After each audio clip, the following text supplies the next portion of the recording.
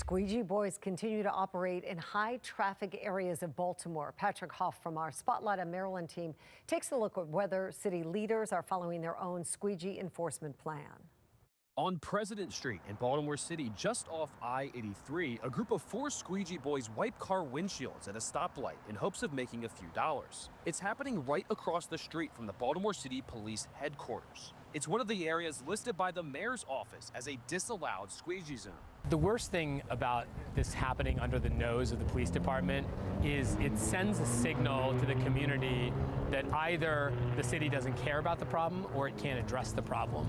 That's Thuru Vignaraja, a lawyer who represented the family of Timothy Reynolds, who was shot 5 times and killed by a 15-year-old squeegee worker after an altercation at a stoplight on the Inner Harbor in 2022. The juvenile was convicted of voluntary manslaughter in 2023 and sentenced to 15 years in prison.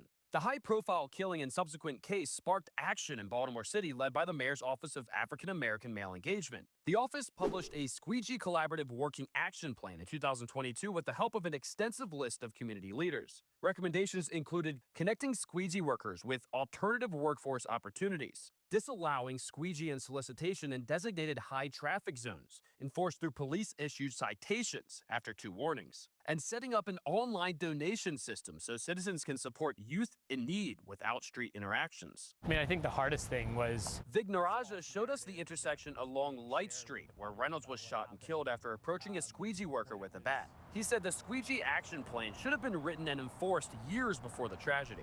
It required a man to be shot and killed in broad daylight for the city to realize that they needed to do something about this problem, and that enforcement was a part of the solution. So is that enforcement still happening as squeegee workers remain on the corners, even in the cold? A spokesman for Mayor Brandon Scott's office told Spotlight on Maryland that the Squeegee Action Plan is being fully implemented as the collaborative group meets bi-weekly to address ongoing issues. John Brothers, the former co-chair of the Squeegee Collaborative that wrote this action plan, disagreed with that assessment. Brothers told Spotlight on Maryland, on the accountability section, largely none of those are done.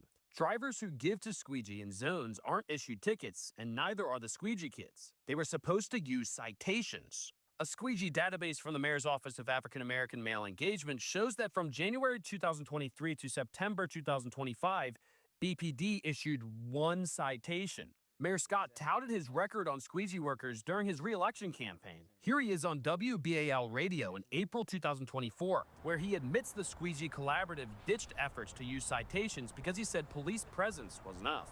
This is what we did with squeegeeing, right?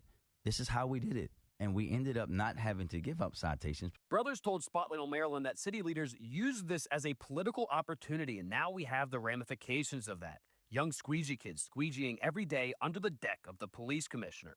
Fox 45 reported in September on how a woman said a squeegee worker stole $900 from her by charging her Cash App. When I put my pen in, it said, "You have sent $900. And I said, "You sent $900? Why did you do that?" And he said, "You did that, you did that." A spokeswoman for the Baltimore Police Department told Spotlight on Maryland that BPD has and continues to take enforcement action as appropriate and needed with individuals that are unwilling to accept offers for services and assistance. We gave BPD 2 weeks to provide data on its enforcement of the Squeegee Action Plan. A spokeswoman for BPD provided what she described as incomplete data, which shows that as of November 20th, there were 2,111 squeegee-related calls this year, a 19% decrease compared to the same period last year, and 40 squeegee-related arrests since 2020. BPD did not provide data or information about how it issues citations on squeegeeing. Vignaraja said Baltimore City needs to commit to its own plan. There's no question there's been some progress, but the reality is that on more and more corners, you see the squeegee boys returning to the work that they were doing for so long. The reality is that part of the work requires eternal vigilance. You can't just do it for the press conferences and then think it's gone forever. Let us know if you witness any disturbances from squeegee workers in Baltimore City.